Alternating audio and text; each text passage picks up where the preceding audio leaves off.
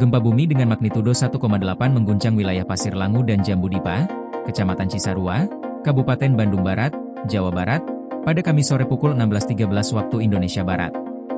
Badan Meteorologi, Klimatologi, dan Geofisika, BMKG, menyebutkan, gempa ini terjadi akibat aktivitas sesar lembang segmen Cimeta.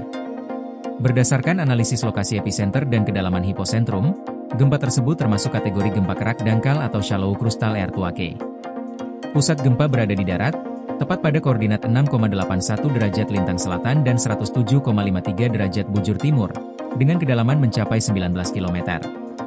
Kepala Pusat Gempa Bumi dan Tsunami BMKG, Daryono, menjelaskan bahwa sesar lembang merupakan salah satu sesar aktif di Indonesia yang memiliki potensi untuk memicu guncangan kapan saja. Ia menegaskan, peristiwa kali ini kembali menjadi bukti nyata bahwa aktivitas tektonik di jalur ini masih berlangsung. Menurutnya, langkah antisipasi dari masyarakat dan pemerintah daerah sangat penting, mengingat jalur sesar ini melintasi wilayah padat penduduk dan memiliki catatan sejarah gempa yang cukup signifikan.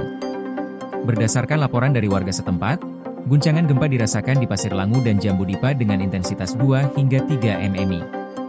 Dalam skala ini, getaran dapat dirasakan beberapa orang di dalam rumah, benda-benda ringan yang digantung terlihat berayun, dan sebagian warga merasakan sensasi seperti ada truk besar yang melintas di dekat rumah mereka. Meski demikian, hingga saat ini belum ada laporan mengenai kerusakan bangunan atau korban jiwa akibat gempa tersebut. BMKG juga mencatat bahwa hingga pukul 21.30 WIB pada hari yang sama, belum terdeteksi adanya gempa susulan atau aftershocks. Masyarakat diimbau tetap waspada, namun tidak panik, serta memeriksa kondisi bangunan tempat tinggal untuk memastikan keamanannya dari potensi guncangan di masa mendatang.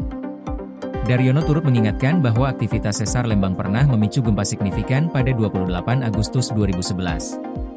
Saat itu, gempa berkekuatan magnitudo 3,3 mengguncang wilayah yang sama dan mengakibatkan kerusakan pada 103 rumah di Kampung Muril Rahayu, Desa Jambu Dipa, Kecamatan Cisarua. Peristiwa tersebut menjadi pengingat bahwa meskipun kekuatan gempa terlihat kecil, dampaknya bisa cukup besar jika terjadi di permukaan dangkal dan dekat pemukiman. Dengan kondisi sesar lembang yang masih aktif, para ahli terus melakukan pemantauan dan penelitian untuk memahami pola aktivitasnya. Langkah mitigasi seperti sosialisasi kesiapsiagaan bencana, pembangunan rumah tahan gempa, serta perencanaan tata ruang yang memperhitungkan jalur sesar menjadi kunci untuk mengurangi risiko kerugian di masa depan.